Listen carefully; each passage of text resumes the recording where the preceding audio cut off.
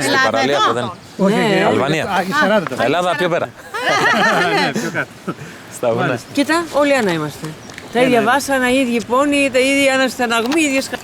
Këtu gjetëm ca turistë të cilët kanë ardhur nga Greqia, jetojnë në Korç. Όλοι μένετε στη Κοριτσά. Όλοι. Και τι δουλειά κάνετε εκεί? Δάσκαλοι στο σχολείο είμαστε. Σε ελληνικό σχολείο. Ελληνοαλβανικό σχολείο. Janë mësues në një shkollë shqiptaro-greke atje. Και πώς σας φαίνεται η Αλβανία? Πάρα πολύ ωραία. Κουλούρι. Αγαπάμε, καρδιά. U pëlqen Shqipëria shumë thotë. Η Κοριτσά, επειδή είναι πολύ κοντά στην Ελλάδα, νομίζουμε ότι είμαστε στο σπίτι μας. Δεν έχουμε κάποια διαφορά.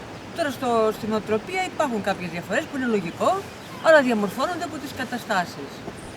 Εμείς πάντως το νιώθουμε σαν σπίτι μας αυτό. Ακριβώς. Την Αλβανία τη νιώθουμε σαν σπίτι μας και με κάθε ευκαιρία φέρνουμε και φίλους να επισκεφτούν την χώρα και φεύγουν ενθουσιασμένοι.